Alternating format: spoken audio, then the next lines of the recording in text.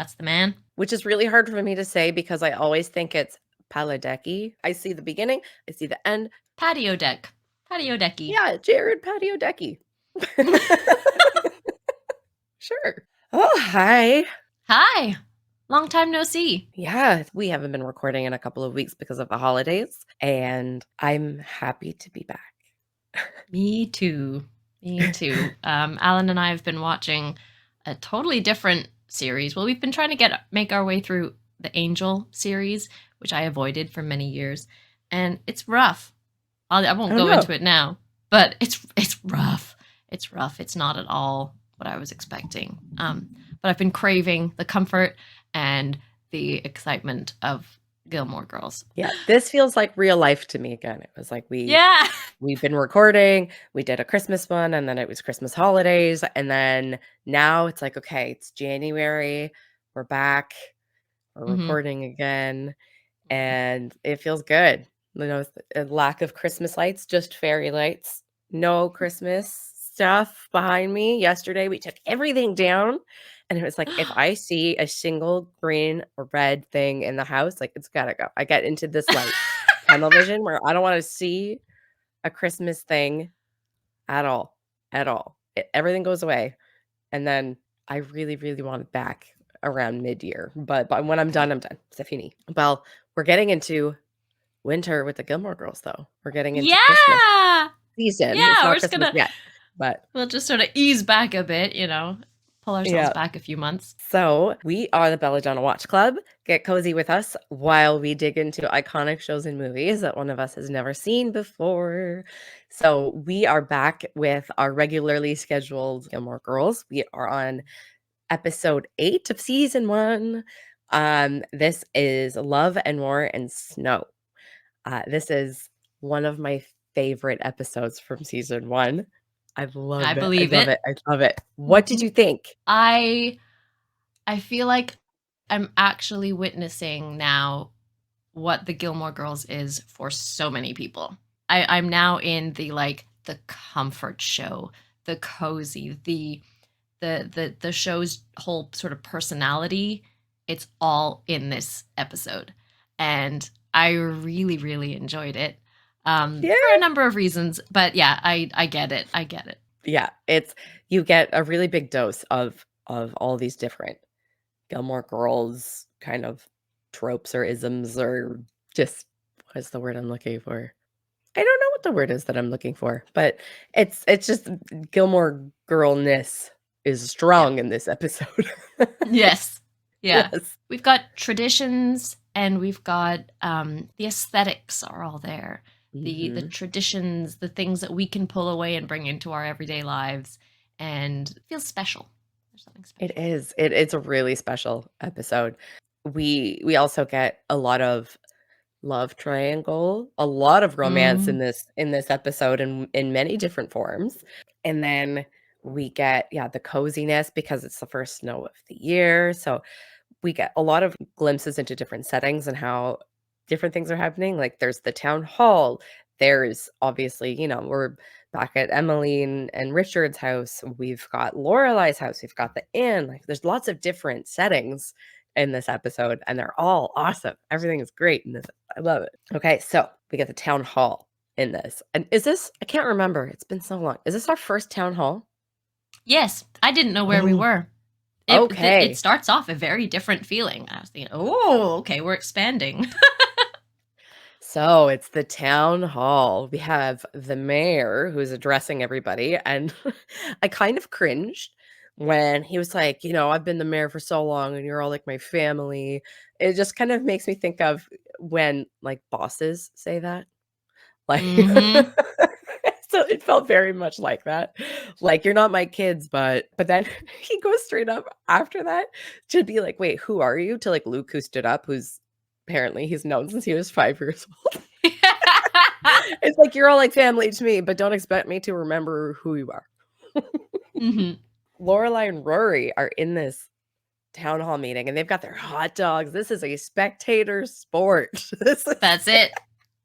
Oh yeah. They're here for the entertainment. And it's great that they can predict what's going to happen. This is so much a game and just an enjoyable, well, partly enjoyable. They make their own fun, clearly, taking mental notes and tracking what's going on, what's there. Let's check out Luke. How's he reacting? Where is he? And yeah, it's a spectator sport, just like you said. Yeah. Fabulous. And like you said, it's like a tradition in and of itself, because it comes back every year, because they know that, okay, so he's going to start talking and Luke is going to get agitated. Oh, and he's going for the hat. And like, that he's like, hey, there he goes. Like he stands up and he's so mad. He's so mad because they're talking about the reenactment of this Battle of Stars Hollow. But actually the very first like little bit that we get is talking about Taylor Dosey is talking about how they don't need to be selling drug paraphernalia. And you're like, what they be selling? And he's like, nobody needs a lava lamp unless they're on drugs. Taylor, simmer down. I have 2 lava lamps, just by the way. Just in case anyone you're obviously wondered. An addict. You are a hot mess addict. I mean, I did live in Vancouver for 4 years. Oh, well, who knows then? All bets are off. They are talking about the Battle of Stars Hollow, which is a non-battle. Luke gets so upset because he's like, 12 guys stood in a line overnight and nothing happened. That's the battle. That's what happened. The redcoats never came. And I love that they actually threw in the line 12 guys stood in a row to fight for land that we stole. I love that. That feels like an extremely progressive line for 2000. Yeah. Oh, absolutely. Right? Luke has already demonstrated caring a lot about these kinds of issues. And I think to have a character like that, who's definitely one of our main characters, be the one who brings stuff up like that, I think is very, very, not brave, but yeah, progressive of the show to put that so much at the forefront. And I feel like typically a middle-aged or like an adult white man from a small town would not be represented with values necessarily like that all the time, because he likes kind of his sports, I feel, and he's got his ball cap and his flannel, and he just is portrayed as like a certain type of guy. But then for him to be talking about the environment and colonization and stuff, like he's got layers, Luke. He's our hero. Yeah. Oh, Luke. Yeah. So I love that. Thank you so much, Amy Sherman Palladino, for doing that for us. So we get the town hall. We learn about the reenactment and how every year they do it. They have the reenactment of these men who stood in a line for Stars Hollow. It's ridiculous, but it's Stars Hollow, and they cherish very particular things. They want to celebrate their town and their history, no matter how meager. It actually reminds me a little bit. We went on a ghost walk in October of a small town near where I live, and we were, it's a ghost walk. It's a haunted tour. We're expecting lots of, gore, not gore, because it was also kind of a family-friendly event, but we're expecting a little bit more something. A little bit more. And it was like this one guy 200 years ago killed his family. And it was just like, oh, that's it? Yeah. And the rest of it's a historical walk. And so it reminded me a lot of that. Where it's like, me too. Oh, instantly. That's exactly where my brain went to was this small town walk, haunted, ghost walk. I'm not from a small town, but the impression I get is that small towns really do like to cling to anything that can make them feel proud, that they have a place in history, and like, fair enough, great, do it. It all adds to the charm, doesn't it? Yeah, that's it. They had their one murderer, and then there was a duel. We're known for but this. It actually happened like 12 miles down the road. Right? It was charming and sweet. Yes, it was. So from this scene, we move to Lorelai listening to the voicemail. So it's like cozy, it's dark. She's got her blanket on because she goes and opens up the window, and you could tell like the breeze is coming in, the curtains are moving. There's a guy standing back there with a fan. Like, she's listening to this voicemail from Max Medina. like on loop, basically. She's just living for being wanted and chased and sought after by this man. She just adores it. And then Rory comes in. Totally Imagine. breaking the romance of the moment. Lorelai Yeah. has set up this amazing, like, ooh, there's a storm coming in, and she's got like the excitement of the snow, and she's like breathing it in, and she's got the snuggly this, and she's got a lovely romantic sort of message for her. Voicemail. It's the whole moment. And then, yeah, Rory comes in. She's like, what are you doing? Close the window. like life with teenagers, like, Mom, like, pardon. And then Lorelai says, I smell snow. And I know the like air that she's talking about. It hasn't snowed yet. You can smell it. You know, the air smells cold and different. And you know that it's going to snow soon. You just know it. But Lorelai takes it to like a whole other level. She's like, it's going to snow tomorrow. Like, she's like she's a predictor of the weather, but only snow. Again, you know, this is like a song and dance that they've done before where Lorelai starts telling all the reasons that she like loves snow. And Rory's like, I know, Mom. All the best things in my life happened when it was snowing. You took your first steps, and I did this, and yeah, brilliant. But honestly, the smell of snow is something that I really, really miss. I live in England at the moment, and for the past 6, almost 7 years, and I miss Ontario winter. I can't believe I'm saying it because Ontario winters are deadly, but I really miss it. It's a completely different kind of feeling, and I really, really crave that. Yeah, the crispness, and very often you'll get a clear sky, which is like, what? England does not get a clear sky ever. But I miss that, and like I have a picture in my mind of like thick, hard snow and the bluest blue sky, and the air is still and it's crisp, but it's like fairly dry. And then so you get the nice crunch sound of the snow when you walk on it. Yeah. And when it's that cold, the snow is like fine and it sparkles. Especially even at night, like you see with that dusting in the streetlights, the snow sparkles. It's beautiful. That's when it's like -30 and it is extremely cold. Like, it's not going to snow when it's that cold because it's too cold to snow. Because when the sun is out or when there's no clouds, it means it's going to be heckin' cold on the ground. But this is when Canadian clouds, science, by the way, everybody. Canadian science. Yes. But you know that if it's cloudy, it's less likely to be as cold. So it's deceptive because it's like February and the sun's out. You're like, finally, oh my God. And you go out and it's like -30. Like, why is the sun lying to me? This feels and all terrible. Your nostril hairs freeze. Oh my gosh. God. You kind of breathe in and your nose like gets stuck. Sorry, listeners, for that horrible sound I just made. But yeah, so I 100% know the smell that she's talking about. But like, keep in mind, they're in Connecticut, so they're lower. They're much more south than we are. So that for them, I don't know how often it snows like that in Connecticut because they get like a heckin' snowstorm. I keep saying heckin', that's the vibe today. They get a crazy snowstorm down in Connecticut and, you know, Hartford and Stars Hollow for this episode. And it seems, based on how everybody's in a tizzy, that it's not a very common occurrence, a snowstorm like this. Lorelai just adores the snow. She thinks it's, you know, everybody bundling up and getting cozy or going out for a hike or whatever. And so obviously this is not a months and months and months long process for them because it's a novelty, it seems, you know? Yeah, the first snow of the season.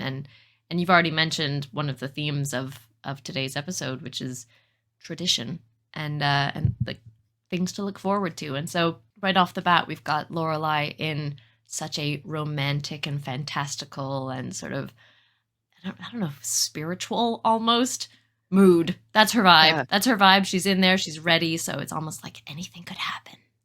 Yeah. And so I've got a clip here of them actually listening to the voicemail because, yeah, keep in mind, Max is Rory's teacher. Imagine being in high school and your mom is like trying to date your teacher and in the middle of the night is like listening to his voicemails like out loud because it's 2000 and you're not going to wear your earbuds and listen to your voicemail in private. Okay, here we go. How many times are you going to listen to that? Till it stops being sexy? Stop! That's my teacher you're talking about. I have to respect him. Okay, well, if it makes you feel any better, while he's being sexy, he's also being grammatically correct? Better. Thank you. Sorry I woke you up. It's okay. It's all fodder for the tell-all. I love that last line. Like, she has her Lorelai, like, wit. She doesn't churn it out in the same way, but it's all there. She's like, it's all fodder for the tell-all. Like, you do what you want. Storing it for later. Yeah, and I love how Lorelai tried to bring it down to Rory's levels. Like, oh, if you need to respect him, let's think of how he was being teacherly. Pick on him. He's a nerd. Yeah, exactly. Like, it's fine. It's fine, Rory. I've been trying to think of how terribly awkward it would be to have one of your teachers dating your mom. It wouldn't be comfortable at all. Just trying to think if there was any teacher of mine that would have even been like an option for my mom. Absolutely not. No. Or vice versa. My dad. Oh God. Oh. Well, right? Because my dad was some for my mom. Probably the same ones I was into. This is getting weird. But let's move along. Next scene. Yeah, sure. Yeah, okay. So as much as Lorelai is excited about the snow, not everybody is. Michelle, our darling Michelle, who does not hold back, he supplies the counter argument. Yes. He's not excited about the snow at all. Lorelai is like, oh, we should like trying to prepare the inn because she thinks everybody is going to want to be out in the snow and be as excited as she is. And we've got Michelle here, does not hold back. In case anyone wants to hike. You do know that not everyone finds the idea of being pelted with frozen water appealing. I know, and how sad for them. The thrilling sensation of getting lost in the blizzard, of freezing to death in the woods and having to eat your friend's buttocks to stay alive, that is lost on many people. I am telling you, 5 minutes in a snowball fight, we could knock that stick right out of your butt. I love this. So she just takes him as he is. She doesn't try to like tamp him down or whatever. She's just like, oh, you. And he doesn't get offended that she tells him that he has a stick in his butt. Like, they just let each other in this whole show. Everybody's just allowed to be themselves and have their personalities. And he takes his nice little jab in American history and like the Donner family, the Donner Party history.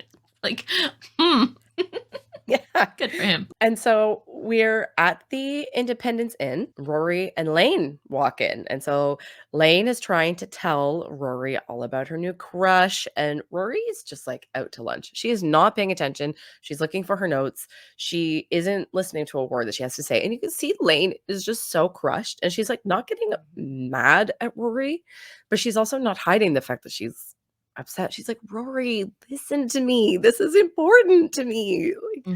It's really interesting seeing the two of them being at different stages of attraction and like guy interest. Rory is in the first steps of her relationship, but Lane is still like the distant admirer. You know, she's got the specifics and it's the big crush, which ding, ding, ding. Who can relate? I can relate. This is exactly me for like 4 straight years. You know, you know this high school. Well. Yes, I do. Yeah. And so it's just really cool that we're seeing them not relate to one another, and we're seeing how that is causing some separation in a way. You know, they're at different levels, and I think they haven't quite had to tackle this yet. Yeah, and it's causing some friction because Rory is being very aloof about it all and really just isn't giving Lane the time of day. And when she does, it's for like half a second. I love the part where she's looking for her chemistry book and she's still not listening to Lane. She's asked Lane where it is. And then Lorelai comes in and Rory's like, oh, Mom, have you seen it? She's like, yeah, big scary chemistry book behind the desk. And she just knew immediately what she was looking for, where she could find it. And that is the kind of person I am. Like, I at a previous job was kind of like in charge of our members in the space, and I always was like aware of the members' needs. I would see somebody like kind of looking around, and I would like pass them a pen, and they'd like, "How did you like? This is crazy." And so that was like, "Oh, that's me." I don't want to be that mom. I also want my kids to take care of their own stuff and not be that mom. And it's a very hard place to be. I was like, don't need me for everything, but need me for stuff, the things that I want you to need me for. Right? We good? I also really love that Lane is in her like full band getup, like her full uniform. I know, she's so sweet, and everybody's teasing her about it. Like Lorelai calls her Sergeant Pepper, which I adore. Yeah. They go into the kitchen where still Lane is just like, can you please like listen to me? And she calls her out on it here. She's like, hello. And Rory is still just like not listening. She's asking. It makes Sophie you about wonder, cookies. and I actually I asked myself, can they be effective support for each other right now? And I don't know if they can. I not for each other. As soon as we've got Lorelai and Suki, their input on what's going on, all of the attention goes to, who does Rory have these cookies for? We know she doesn't like these ones. They're for Dean. And so all of the focus goes into this, this great little flirty thing that's exciting because they're actually together and it's new and let's get exciting. Whereas it's sort of like you forget, or, well, no one really cares all that much if it's still just a crush, because crushes kind of stay the same. Like until you make a move, it's just a crush. But it's still really, really heavy, and it's an investment of feelings. So I really, really feel for Lane throughout this whole episode. But here especially, it's like, yeah, I'm excited for you too in your new relationship, but I'm in distress here. and it sucks. It sucks. And I think she plays it really well. Yeah. I like that she isn't just being meek about it necessarily, because some people would just be like, I'm just not going to say anything. I don't want to get into it and like rock the boat or whatever. But she is trying to stand up for herself. She is trying to speak up. She is trying to ask for her friends' attention. And like, you can't help but feel for Rory too, because she is overwhelmed. She does have a lot going on.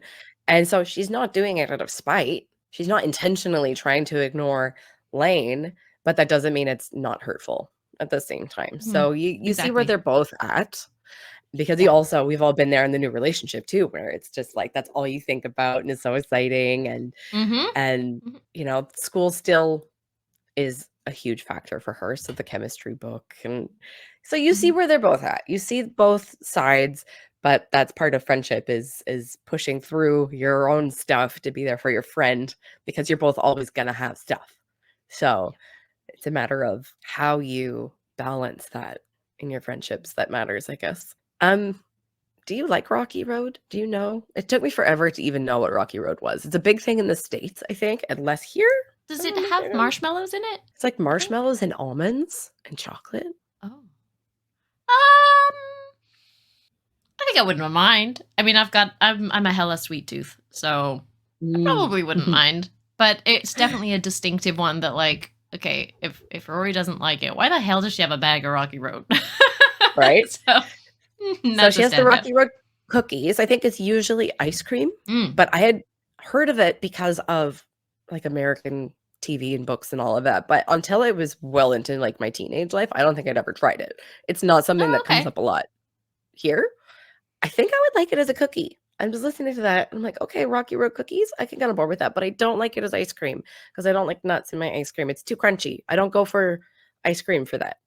It's not the texture is no thank you. But in a cookie, you've already got crunchy. So I think I could try that. I might have to make some for us sometime. Ooh. So I have a question actually before we move on. Right on. Who hangs out before school? I don't know. I mean, apparently Rory and Lane do. Also, not even just like popping over to each other's houses. They have left their houses. They've gone to the inn and then they're going to school. Like, okay. I don't get it. Rory's test was at what, 8 o'clock? 8:10? 8 in the other episode. So that means her school starts at 8. What time is it? It takes her half an hour to get to school from Stars Hollow. So it's at the very least 7:15. That means they got up at what, 6? No Ew. teenage girl is getting up at 6 to go get ready and meet your friend like at your mom's work. Cookies or not. Like, I don't understand the TV time math here. I think this town is smaller than I even thought. Right? A really like how long small does it town. take them to get there? 5 minutes? Yeah, probably. Just to walk around And the maybe block. they just bumped into each other on the way because it's tiny, but Literally is a film set. It's the size of like a sound stage. That's it. right? That's it. There's nothing else. So they go to the bus stop. Yeah. And once again, Lane is just trying to like talk through this crush on this guy that she's known forever, and suddenly he's cute. And isn't it funny how that happens? You're like, I'd never noticed you before, and now I have hormones, and now you have hormones, and you look different, and I feel different, and I think this is a good thing for us. Like, let's do something about it. When it's reciprocated. When it's not reciprocated, you're almost embarrassed. You're like, why do I like you all of a sudden? This is weird. They're at the bus stop and they're talking about the boy, and then Dean pops in right in between them. Ta-da! Right. Yep. Right in the middle. To hand back a book he's been reading at the suggestion of Rory. And they say it's Jane Austen, and I believe them. It's definitely Jane Austen, but I can't tell which book it is exactly. So I did actually Google it and look it up to be like, what is this? Because easily it could just be Pride and Prejudice or Sense and Sensibility, but it's too small a book. It's too short a story. So I believe what I found on Google anyway was that it's Northanger Abbey, which to me is a hilarious recommended book. I am a Jane Austen fan. I'm not like a mega expert, but I am a fan of it. And Northanger Abbey is Jane Austen's take on the Gothic romance. Like, it's almost satirical, the amount that she just like really, really gets into the Gothic tropes and the like spooky, like Northanger Abbey itself is this big, huge building, right? And it's spooky and swoony and mysterious, and there's this romantic but mysterious hero, Henry Tilney, and our heroine, Catherine Morland. Her imagination tends to get the better of her, and I just think it's so what a book to hand to your like new beau as like, yeah, you should read Jane Austen. Try this one, and you just hand like, it's basically like giving them the weird episode, you know, if you're like you're making a suggestion like, watch this show. Here, watch the bizarre off-kilter one. I love it. That's awesome. I loved that little dive you just did on that. That was wonderful. Oh, good. I'm glad. Yeah. And then so he turns around and says that she needs to read Hunter Thompson, which feels like such a douchey teenage boy thing to do. Are we Dean? Like, yeah, sure. But it almost feels like too cliche for a teenage boy wearing leather being like, this is who I'm gonna read Hunter Thompson because I'm so cool. Well, he's reminding us that he's a 16, 17-year-old boy. Just that. Yeah. I was thinking actually the first time we saw him and how to me he sounded like a teacher. Like, he sounded so much older and grown up, and he still kind of does, but his behavior and his performance now is definitely solidifying him in my mind as like, yeah, he's a teen boy. I think that's just the actor whose name I can't remember anymore, but I think that's just the actor's voice. It's just a bit funny like that. Jared Padalecki? Jared Padalecki. That's the man. Which is really hard for me to say because I always think it's Paladecki, which is not his name. Oh, and like I always see Palladino. it. Yeah. And then I see it there and my brain just ADHD is the letters around. And I just am like, I see the beginning, I see the end. Patio deck. Patio decky. Yeah. Jared Patio Decky. Sure. Oh, man. For our viewers and listeners who want a bit of Jenny and Lisa lore, we were notorious for giving people nicknames in high school. They weren't like to be necessarily insulting. It was just to be more like clandestine with our conversations around everybody else. So we at one point made a list of all of our different nicknames that we had for people, and it was long. It was a very long list. There was over 30. Was it over 30 or 60? I think it was 30. Yeah, I'd say it was probably anywhere between like 40 and 50. Probably 40. It was long. Yeah, we're used to renaming things at leisure. Just whenever we want.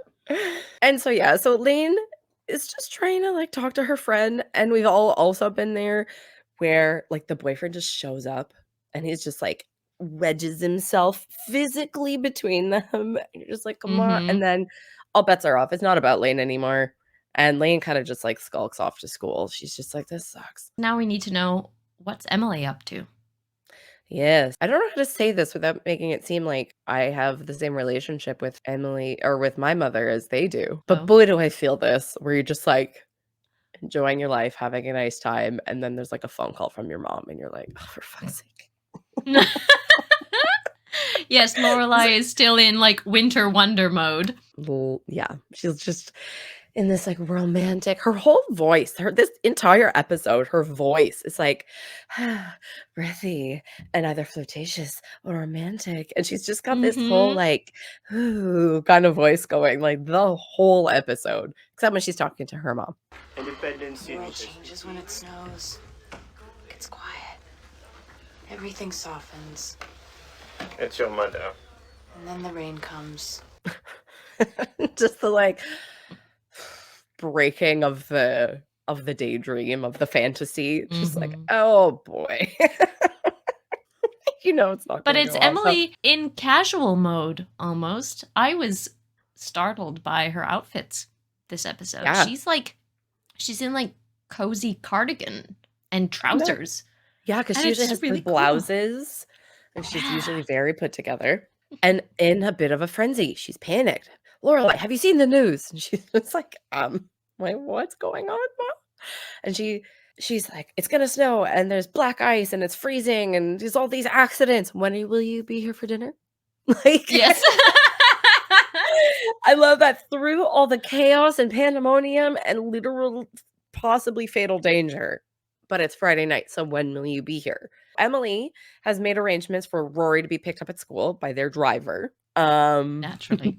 And then they arrange for Rory to sleep over. Rory's going to sleep at the Gilmore house because of the horrible snowstorm. And Lorelai gets out of Friday night dinner. Amazing. For the first time since its inception. 8 episodes. It took her 8 episodes. She did it. With a major weather event. It's an act of God. Yeah, exactly. And so, the snow is doing Lorelai a solid already. Gotta love, all of the best things have happened when it snowed. And so she gets out of Friday night dinner and Emily starts saying like, oh, well, if it's still snowing tomorrow. And then she's like, whoa. Like, let's wait to see what it's like tomorrow before we fill out a change of address cards for Rory, please.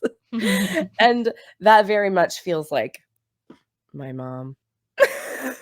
Where it's just like, okay, and then we need to do this, and do this, and but what about if this happens? And what about like, can we just slow down? Can we just like figure it out when we need to figure the thing out? Because right now there's like variables upon variables upon variables. Can we just like wait, please? Just the over-prepared anxiety brain. Yeah. Yeah. And then it just becomes too much, and then too many options leads to more anxiety. So it's like, can we just slow down? Let's just wait. Let's just wait and see what happens tomorrow, okay?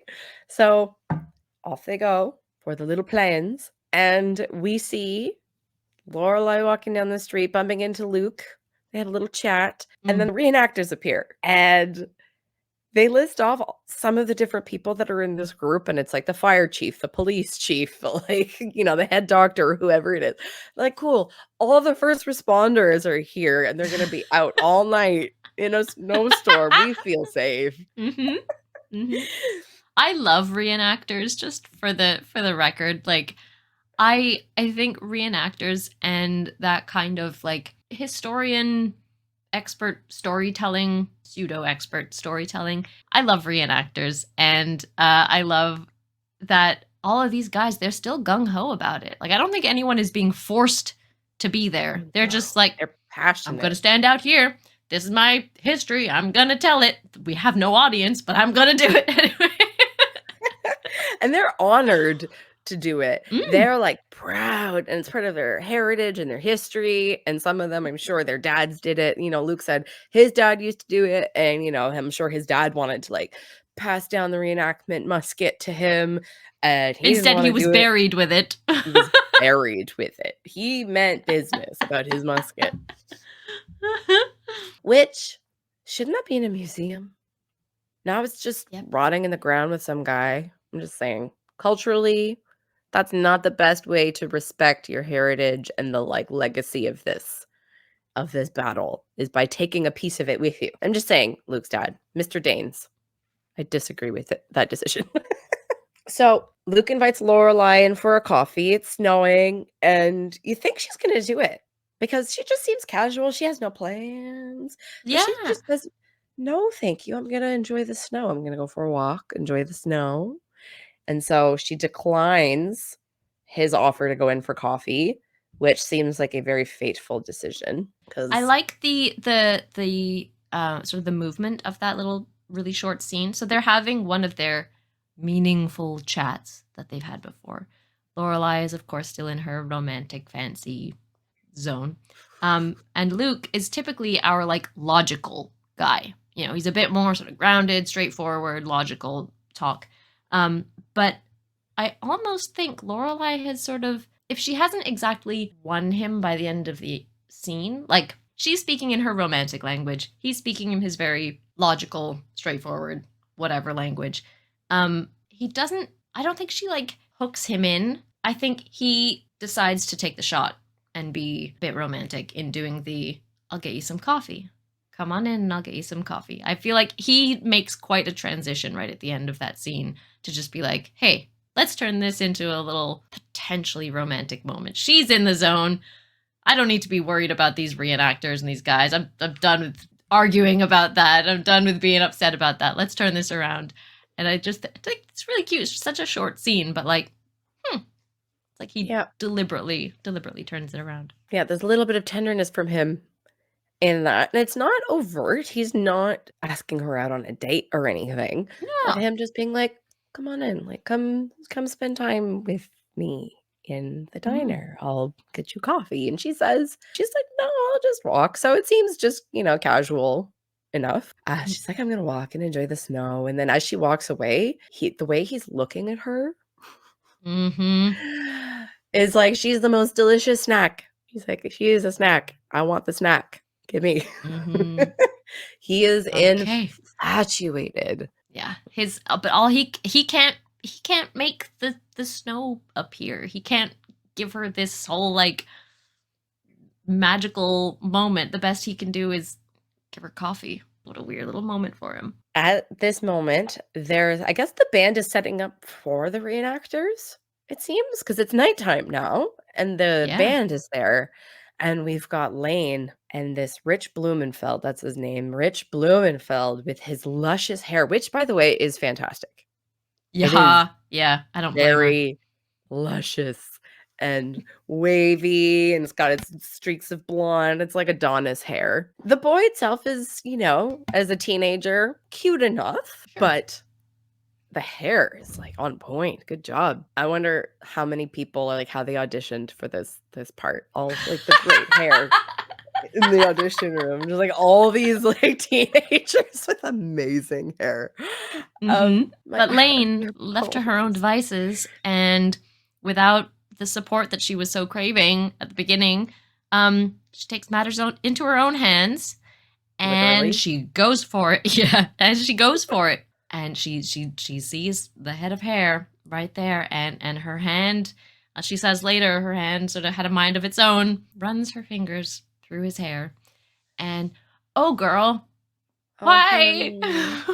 Oh yeah, no. She let the intrusive thoughts win. She let the thought take control. She runs her hand through his hair, and it's not just that she did it because he's like, what? Other people saw it too, because people start laughing. Because at first you don't really realize that other people have heard until she starts like running away, and then people are like giggling and laughing, and so you're like, oh no, that just adds like a whole level of mortification to the situation. And she books it. She's like, I can't live this down, which is almost worse right? Because she like trips over some stuff and knocks it over. And then she's like running in her dorky band uniform, like through this open streets where everybody can see her running away. You're like, oh, Lane, baby girl, just like say you had a fluff or something. Like, just like quick. Don't do it. But she panics, understandably panics, runs away. And we don't really know where she's gone yet, but she runs away.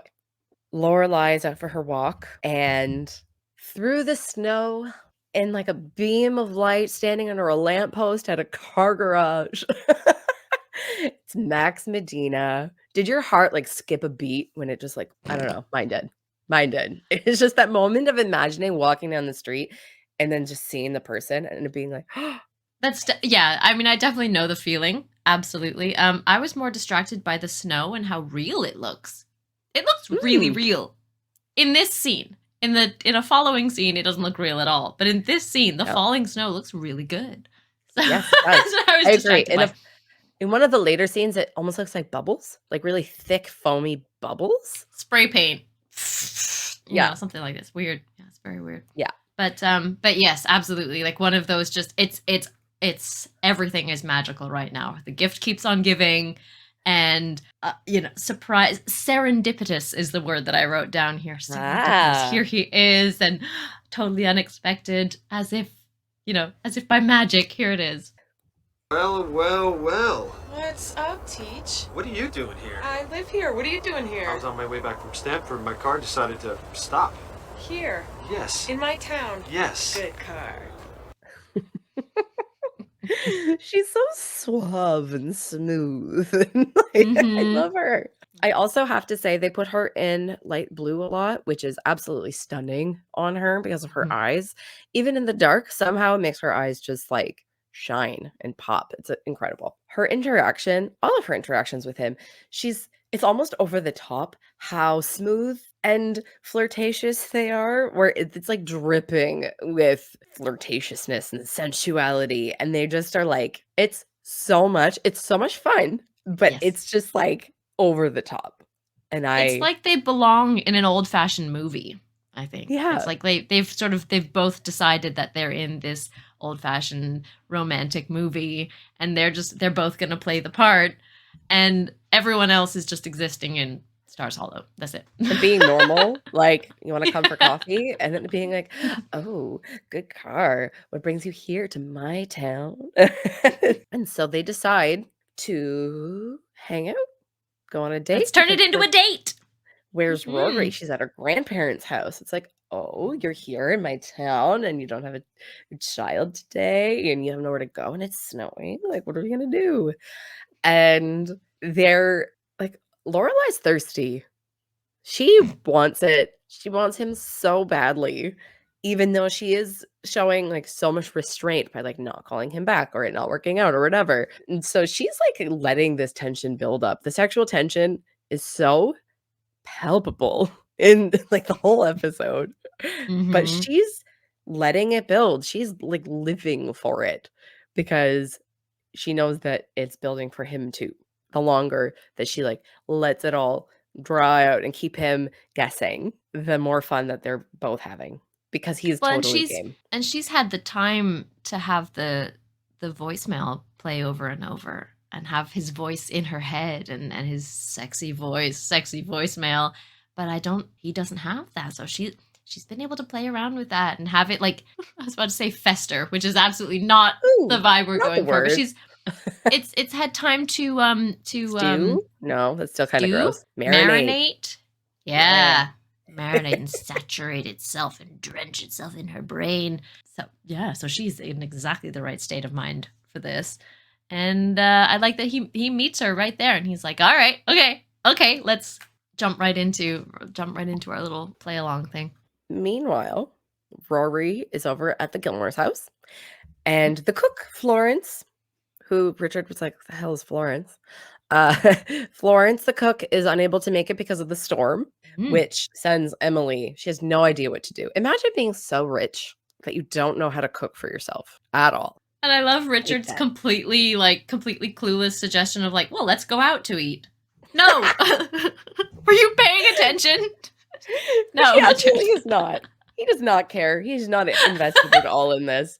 And I have a little clip here of how like non-caring Richard is of this whole scenario. Because yeah, Florence isn't coming. Emily, they're like two opposite reactions of this. Because it's like Richard is not paying attention. He does not really, and then Emily cares so much. And she's panicking and freaking out. We'll figure something out then. What? What will we figure out? Well, I don't know. But... I hate the damn snow. So the first thing about this scene is Richard says, we'll figure something out. Well, showing zero effort to figure something out. He is like, we'll figure something out. It means, what, you'll figure something out? Like, oh, we'll figure something out. Inactive. Completely inactive in the problem solving of this moment. I love how we have the beautifully stark contrast of Lorelai and Emily when it comes to their attitudes about the snow. Obviously, they're going to be polar opposites. Of course. I hate the snow, she says. And she's so upset about it. And the thing that gets Richard's attention is Emily being like, well, so you're okay with not having any dinner? And he's like, excuse me? Like, that is not the option. Something that I found kind of weird about Emily in this is that she's like, this is the only decent meal that Rory gets. Like, she's only here once a week. Like, she cares so much about, again, it's like appearances, right? Where she thinks that Rory is here for like the caliber of the dinner. Like, Rory does not care if they're going to eat rack of lamb with pureed parsnips or whatever it was going to, like, she does not care about that. She's also only there because she has to be. She's growing on them, is whatever, but she's not there because of the 3 Michelin star quality dinner that she's getting. And then Richard with his whole like, Rory, are you in any way undernourished or requiring like a I love this bit. I love his little speech here because it's like, it's so Lorelai. You see Lorelai in that. The like stretching out the joke, and he's like really is like extensive imagery, and there's the father-daughter resemblance right there, and I love it so much. And like, does Emily really think that Lorelai got this far, that Rory got this far in her life on inadequate food and meals and things? Like, really? Do you really think that? I don't know. Yeah, it's ridiculous. And to think that Rory cares about what dinner is going to be at all is insane. At no point has Rory brought up any interest in what's being served at these dinners. Yeah. And yeah, the fact that she's like, your sense of humor comes out at the weirdest moments or the worst possible moments. And you just know that that's where Lorelai gets it. It's from Richard.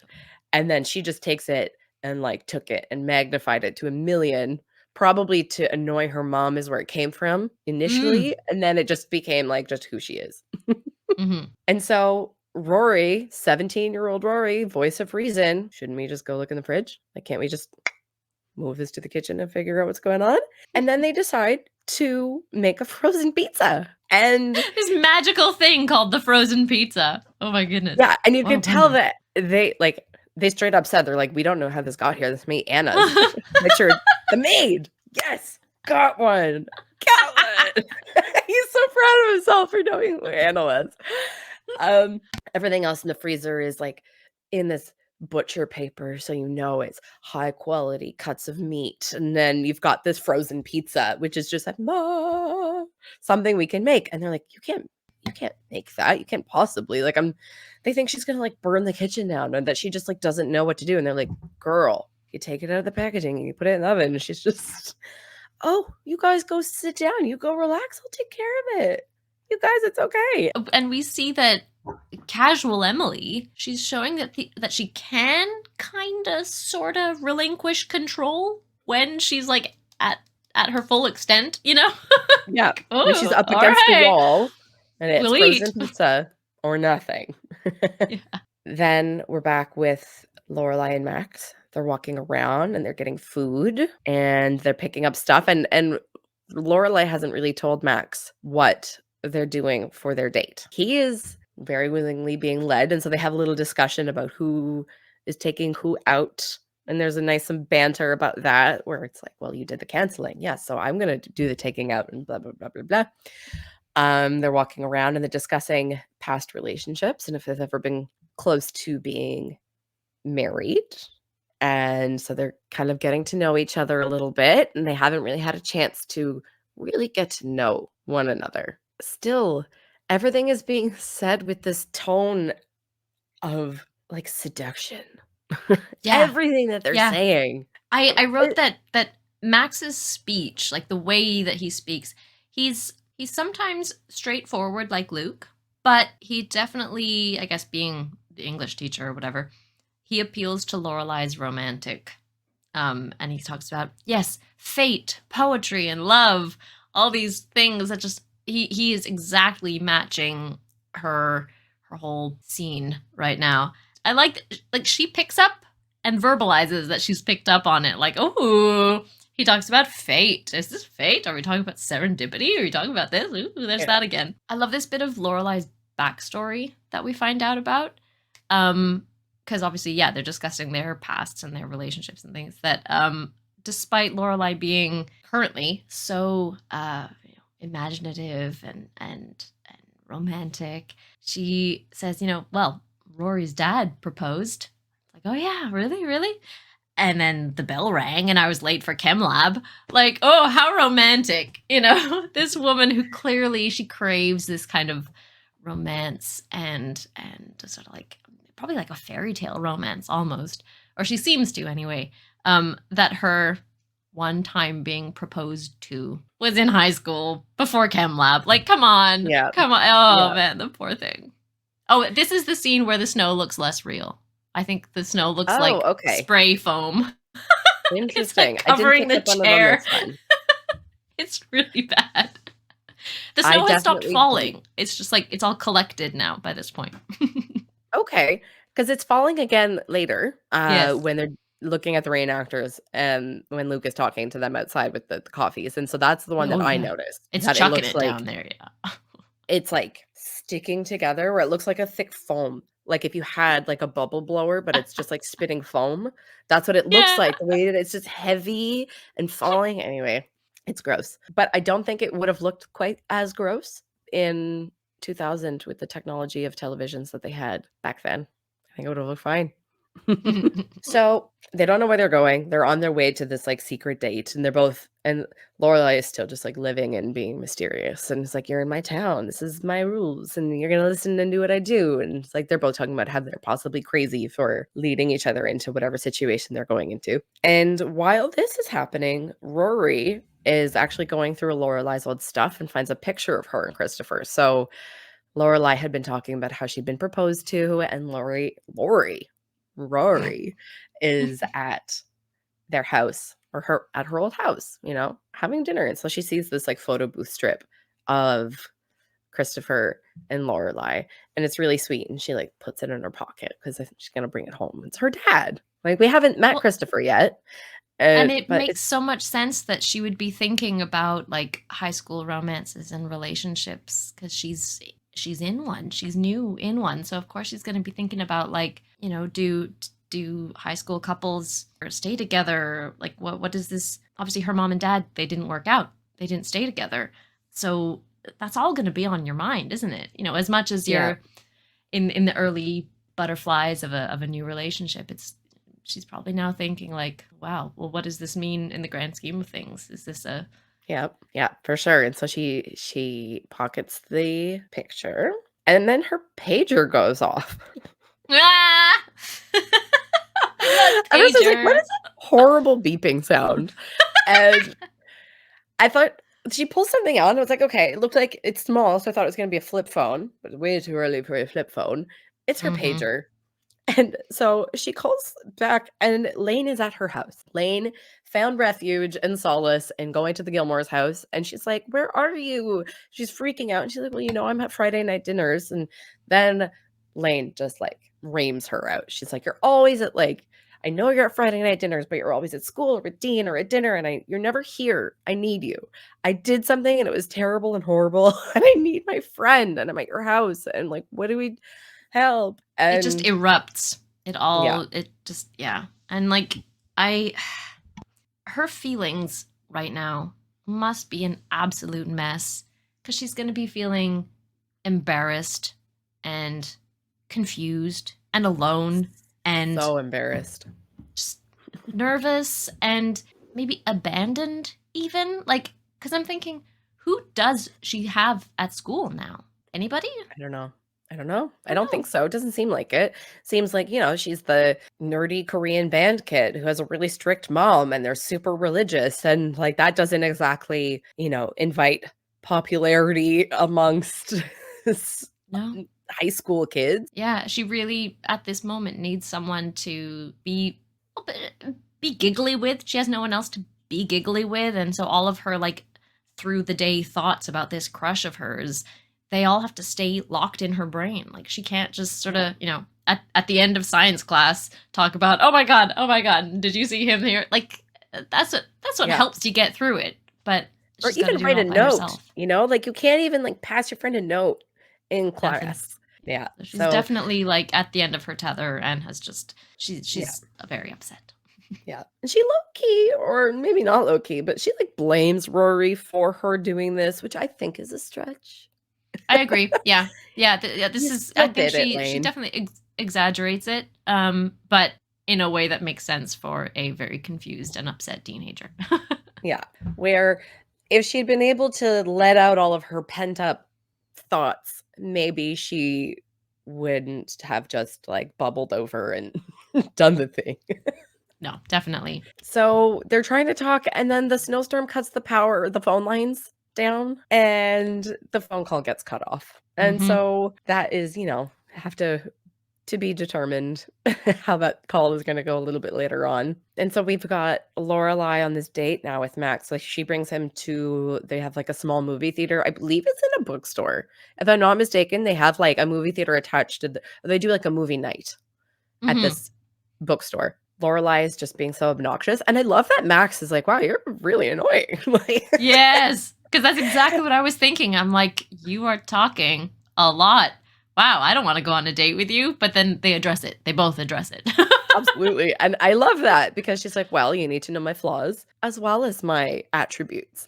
And they, get into this flirty thing about, well, it's good because if, you're thinking about a woman who has so many good attributes, you may think that they're perfect. And then they have a kiss, a little smooch at the movies.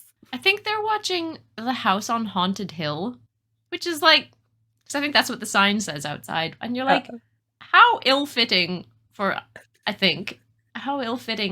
like the first snowfall of the year. Like what kind of what a weird choice. I don't know. It was probably already decided and somebody takes their job picking the movies very seriously and wasn't going to change it for anybody. We're going to make it spooky, stay indoors and cuddle, and we might be surprised and suspenseful and something like that. There you go. Maybe it's always horror movies. Maybe that's like a Friday night horror movie night at the bookshop. Could be. I like that idea. Let's go with that one. It's canon. Yes, it's official. And so the Gilmore's pizza, it's ready. They're trying it. Richard is like in for it. He is like, this is so good. This is amazing. And I can just imagine. How exciting. How novel. Wow. Right? Apparently it's better than the horrible salmon that they keep bringing in. I think they both have their place, but I wouldn't be freaking out like Richard was. Although, I think it is the difference between having like a proper pasta meal and then something like really, really processed, like Kraft Dinner or whatever. And you're just like, this is really good. It's not something I want all the time. But it's like, it's a different type of good. It's a different type of delicious. That's like right up at the top of my list of things that I miss from Canada. That's for sure. Oh Kraft Dinner. So they're about to eat their pizza. Isn't it crazy you can pick it up? Well, all right. Here goes nothing. That's wonderful. See? Rory, pass me that cheese. Trust me. It makes all the difference.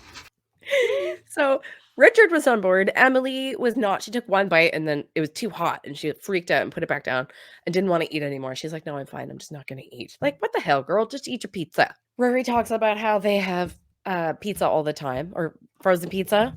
like all the time, and her mom doctors it up. And one time Suki came over and they put foie gras on it, and that's when Emily like perks up, like, oh, how was it? Rory's like, it was good once we took the foie gras off. And so she's like, no, but trust me with this. Trust me with the Parmesan. So she goes over, puts the parm on Emily's pizza, and then Emily like gets up like it was her idea. That bugs me so much. She's like, oh, Richard, you need to do this. Like, excuse me, you did not. She's caught up invent in the this. excitement of the deliciousness, of course. It's just like, oh my goodness, this will change your life. Oh my word. But it's great. Like, she's so much more relaxed than we've ever seen her in this scene. And I think it's great because she's resisting. Oh, yeah. She want to be relaxed. Yeah. But like, as soon as she's there, it's like, well, hey, there's no staff around. I have none of my staff. Lorelai's not even here. If it weren't for Rory, it would just be me and my husband. But Rory's here, and she's injecting this kind of like youth energy, and we're just, oh, okay, oh, let's go. And it's like she's free to just sort of be Emily, Emily, not Mrs. Gilmore. She's Emily, and I like that this is how the scene starts, is with the pizza, and then we start to have a bit of an opening up, and we get to sort of uncover a little bit more of Emily, and we see the woman behind like the gloss and the facade of her properness, and and of her button-up suits and whatever. And like Rory takes advantage of this excitement and this kind of energy. She takes this moment of openness, let's say, to talk about and show Emily and Richard the photo album that she spotted upstairs. Yeah. Look at photos now. And well, before we pull out the photo book, they talk about Errol Flynn. Yeah. Who was a crush of Emily's. Was this before the photo book? I actually didn't write oh no, it's right after. It's part of the photo book exchange. Prompted by the photo album, yes, we get to explore a little bit of Emily's past. Mm-hmm. Right. So Emily and Richard, and because there's a picture of them on their wedding day. So they're talking about previous relationships. And if it hadn't been for Emily, I would have married the lady who vaguely resembled Errol Flynn. Errol Flynn. And then Richard does this subtle, mustache. Making, a mustache. I'm like, Richard. Bad mean, Richard. I feel like that's a long-standing joke of theirs. That's a long time they've been making that little joke. Like, remember her with the mustache? Errol Flynn. And how Emily had Richard almost swinging by the chandeliers because she wanted her like Errol Flynn pirate man, which I thought was very, you don't see them being cheeky and mischievous together very often and talking about their relationship in like a fun way like that, or at all. Mm-hmm. But yeah, so that was really fun. And they're going through the pictures, and then we get to the picture of the debutante gown. And like, that they have a rough past and rough history, and these are Lorelai's pictures. As soon as she brings out the book, like, it's going to cause some pain. Like, what are we going to find a mile away? Yeah, exactly. And so, Rory's like, oh, I didn't realize she had a coming out party, because it was her mom in this beautiful dress. And like, wow, she looks so beautiful. This, like, what's this gown for? And then I'm like, well, no, she didn't have a coming out party. And then that just breaks the mood. Richard's like, does anybody want some coffee? He's like, he tries to like tactfully shift the focus and like, oh, let's avoid this moment. And it's too late. Moment's over. Oh, right. She did not have a coming out party because of me, but the pregnancy. Yeah. It's just so far out of their comfort zone, but everybody's having a nice time until that moment where it's a reminder of the painful past leading up to all of this. So that really sucked. Rory should have seen that coming, I think. Maybe. But I mean, it's fair for her to be curious about her family and all of their histories because she hasn't been part of it. So it's natural for her to want to explore all of that a little bit more. Yeah, definitely. It's her sort of extending the invitation to participate in her life, or like extending the invitation to interact with her grandparents. Like we saw a few episodes ago when it was her birthday parties, and despite having just been essentially scolded by Emily, she still says, "Hey, I'd like you to be at my birthday party." The proper one. She still invites them and wants them to be part of it. And I think Rory really, really does want to make that kind of connection with her grandparents. And, she finds the photo album, and they're not going to offer up and say, "Hey, look at these photos of your mother as a child." Instead it's, "Okay, I'm going to come to you with this because I want to know more. And I want to show you that I'm invested in your history and my family history. And I want to know. I want to participate for the first time." Fair. Yeah. That makes sense. Meanwhile, we have the snow coming down again, and we've got the reenactors outside. And Luke, despite all of his harping on everybody, he sees them standing outside, and they're freezing cold, and they're stomping, and they're, going to be there all night. And so Luke brings out this huge tray of coffees. It's got a dozen coffees for them. And some of them have just like the audacity to be like, "Can I have herbal tea?" Kirk, of course. Kirk asks for herbal tea, and then he's suddenly taking orders. He's like, "I did not sign up for this, man. I just wanted to do like a nice thing and bring you coffee." Okay, what does everybody want? He's like, "So I'm coming back with some herbal tea and some coffees." It's great because he doesn't he's done the action of like, "What? I'm a sweetheart inside. Okay, I can't help it.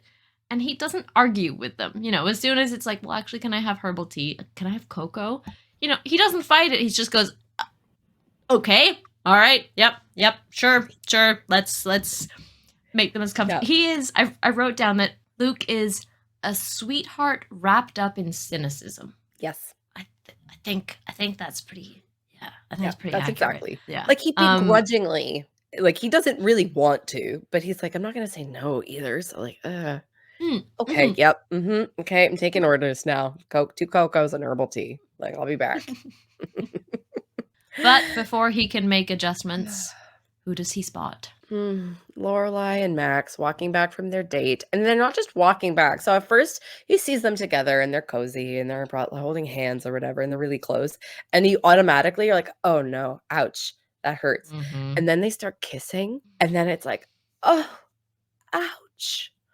Oh no. Oh, you feel so bad." The whole world stops for Luke. Oh my god. Yeah. And like, you knew that he was into her, but you didn't quite realize to what extent. Maybe he didn't realize to what extent until he saw them together, because it's a small town. If somebody's seeing somebody, typically I think everyone would know about it. So this feels like completely out of left field, completely out of the blue. There's this man that he doesn't know. Nobody's seen him before. Suddenly there's this stranger kissing his Lorelai. And it just hurts. It's like a visceral ouch. Big pain. So they're having a great time. Yes. Luke is not. They go back to Lorelai's house, and Lorelai kind of freezes on the porch. And this is what I remember from Lorelai and her dating history. So that's why in the first episode, when they're like, "Did you do something slutty?" and everybody's laughing, it's Lorelai being like, "No, I didn't think this through. And now you're here, and you're at my house, and I don't invite men to my house. And I've been on dates, but they've never been here. And this is really foreign for me. And even though Rory's not home, it feels like it's her house too. And I'm inviting somebody into her space, and it's her teacher." And she just kind of gets a bit weird about it, but they talk it through. And Max isn't being pushy. He's just trying to help her kind of like logic through it. And he's like, "No expectations. Come in for coffee. Yeah. That's it." Like, yeah, I agree. He's not actually being pushy, but he is, I think, not just being encouraging, but he is gently encouraging her to sort of test her boundaries, because she has set up these rules for herself that we're learning about what these rules are. And I think he is kind of right that, like, hey, you should be able to feel free to date people and bring somebody home. This is your house and your home. And I think sometimes you do need some like gentle prodding to like not really get you out of your comfort zone, but just sort of help you examine, like, is this actually, are these rules that I've created for myself, are they actually beneficial? How do I actually work with them? When I put them into play, does it work? And so like her resolve is being tested, but I don't think he's being pushy. I think he is being encouraging. Yeah. If she did just totally shut him down right there, I don't think she'd be all too happy about it later on. I think No, she'd because probably the be second opportunity guessing. is there. She has the house. Mhm. They had a great night. It's snowing. Like, you can't just turn a man away because of a rule that you set up when you were a single mom of a young child who would maybe not understand why somebody that they had enjoyed being around was, like, not there anymore or whatever, you know?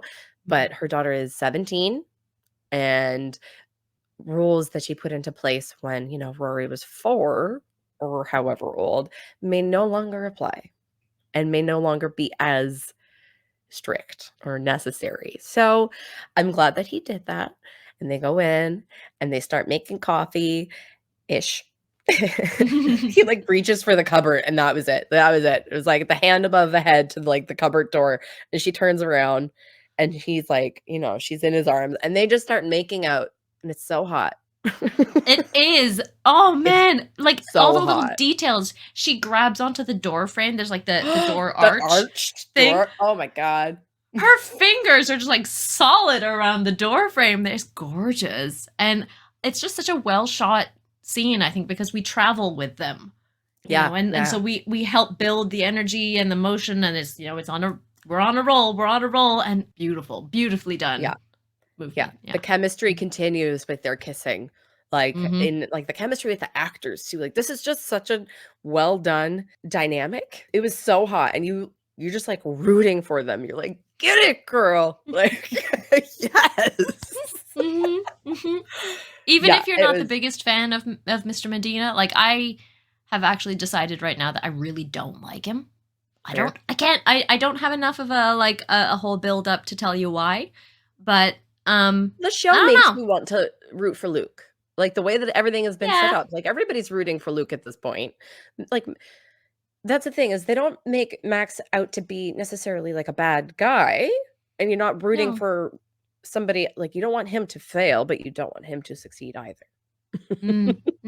He's almost a bit too much like Lorelai for it to feel like a good match in terms of their like wit. Like you feel like they're going to be at odds because they're both at this level of wit and charm, and you need more balance, I think, in a relationship. That's what they're trying to show with Luke, where he is like very grounded and her opposite in a lot of ways, and they're trying to really, I think, reinforce that. I think you're onto something there. Yeah, and so they're hot and heavy. They're making out on the stairs, and then Lane pops up and Max is like, wait, how many kids did you say you had? This like little Korean child in pigtails.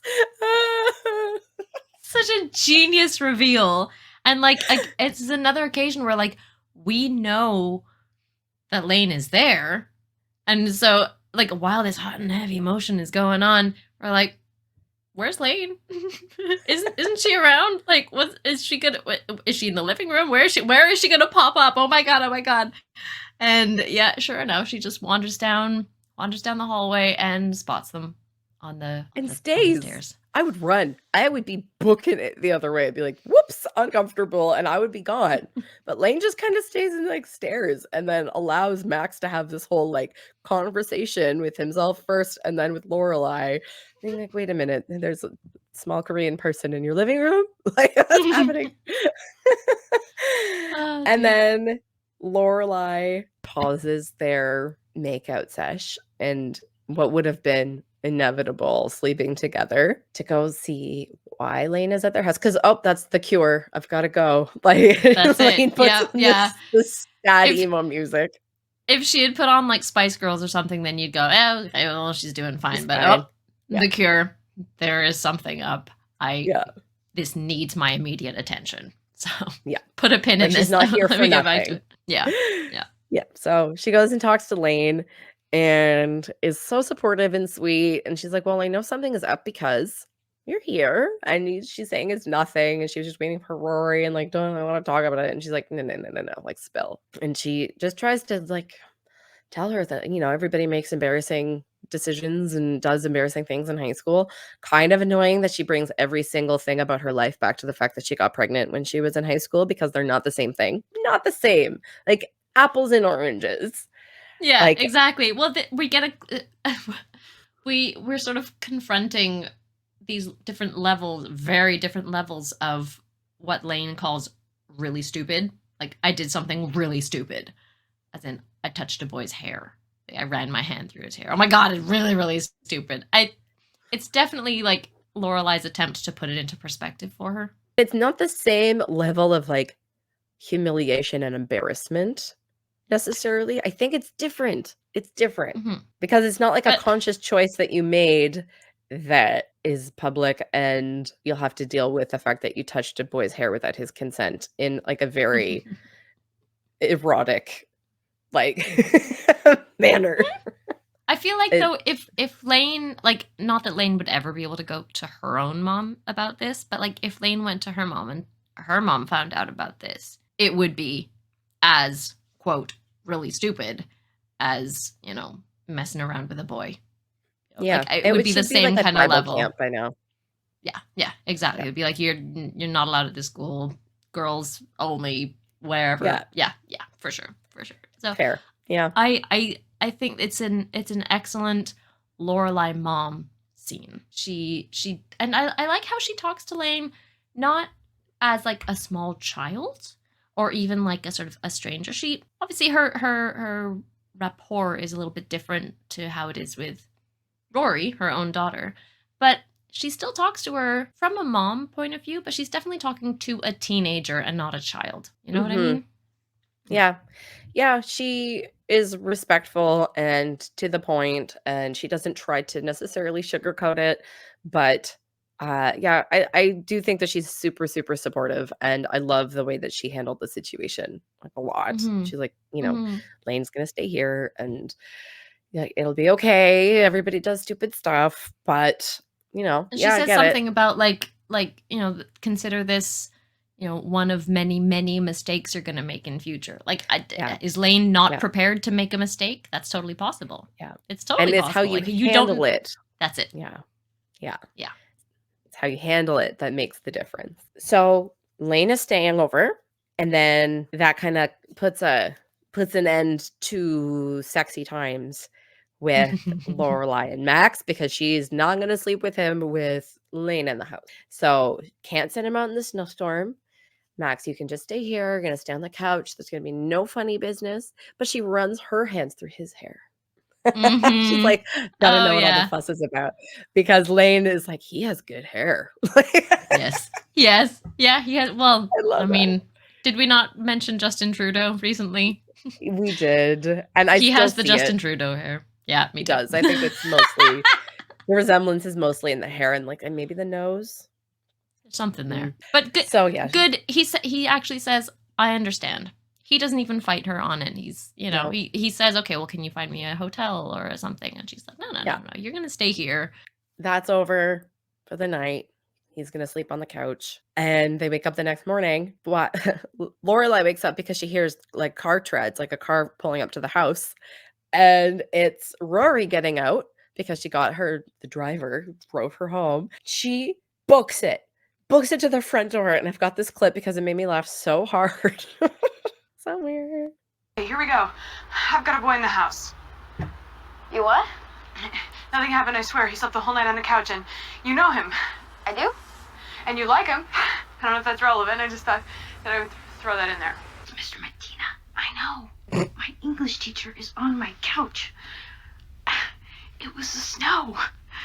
You know how I get it. It's like catnip.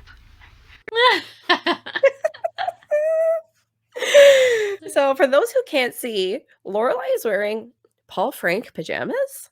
Do you remember that? That's it, Paul Frank. Yeah, the little monkey so face. Y2K. Yes. Oh my gosh, I remember the like really cool girls in my grade having those. I like grade 8, grade 7, something like that. It was all of the girls that went to, you know, Tremblant to go skiing and would go to sandbanks in the summer. Like all of those kids, which to me just seemed like they were just like super rich. Their parents bought them Paul Frank jammies, and I was extremely jealous. And so she's like such a child again, where it's like that teenager of like, there's a boy in the house. Oh my God. Like, sorry. Like, it's like she's having to tell her parent. And the way that they're just like standing over him, watching him sleep, and having this conversation. There's something so weird about the air in that moment and in that scene. It's just like he's here and we don't want to disturb him. His book. But we can't. Yeah. But like we don't want to wake him up, but we have to be this near because it's actually happening. He's actually physically here. What Yep.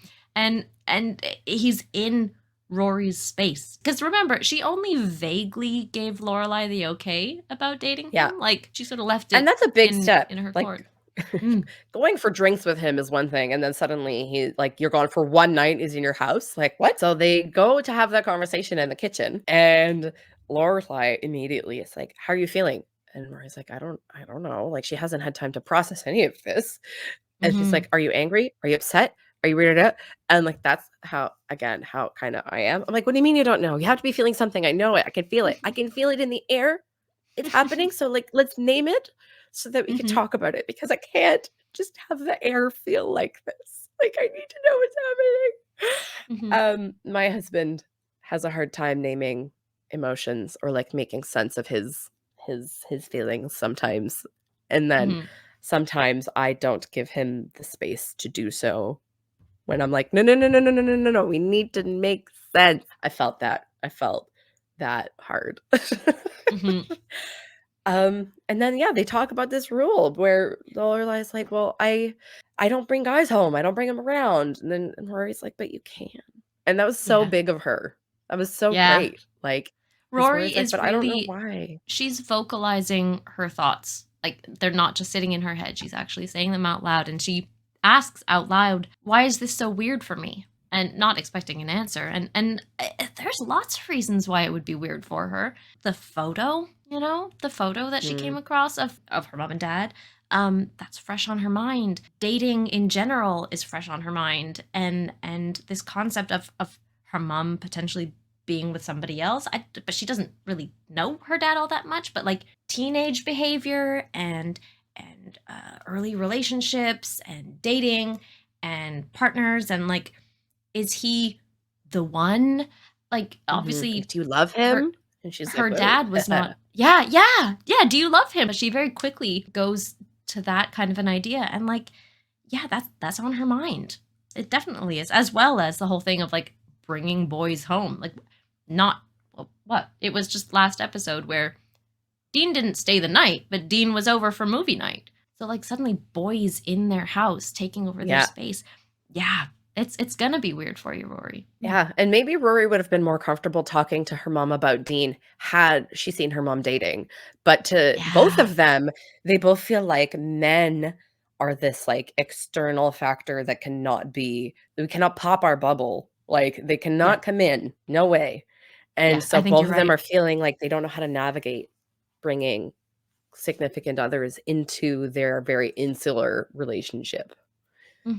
And she says in quite a mature way, Rory says, I want you to be happy.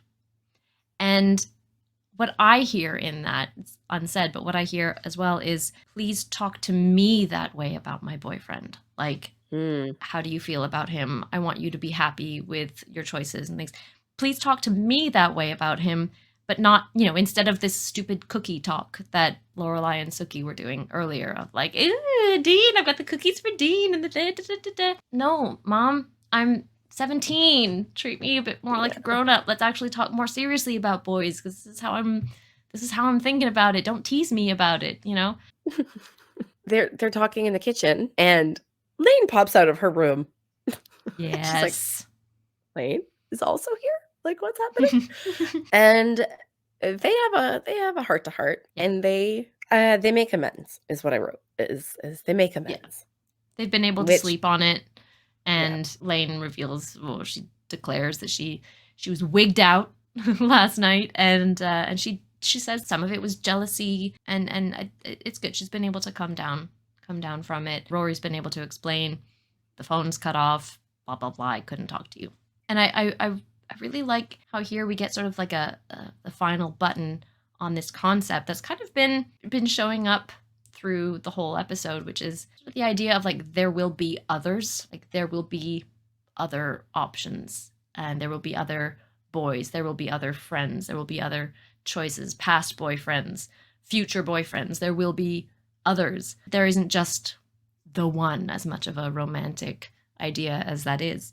And so even though Dean being this new really important thing in Rory's life, understandably, he doesn't push out Lane's place. She's still solid. She's like, I came first. Important. Yes, exactly. Yeah. And so the very last kind of shot of this episode is Rory looking at those pictures of Christopher and Lorelai and kind of contemplating her mom in a relationship, whether it's a previous relationship or a new relationship. And I think it's just something that's so foreign to her that she's going to have to wrap her head around. Yeah. Yep. It's on her mind. And she's 17. It's on her mind. And it's weird because it's not usually on your mind about your parents. No, exactly. Right? Because in a lot of situations, obviously not all situations, but in many situations, you've seen your parents in a relationship already. So it's not necessarily as novel as it is for Rory. So yeah, that's it. That's the episode. Oh, I imagine this is many people's go-to cozy wintertime episode. There's probably more, love it. But I imagine this is one of them. Yeah. All right. So that's us. That's us. Yeah. We have been the Belladonna Watch Club. Thanks so much for joining us today. We are back to our regularly scheduled programming, so catch us next week on Thursdays. We're on YouTube. We are on Spotify, on Apple Podcasts, on many different platforms, wherever you stream your podcasts. Bye-bye. See ya.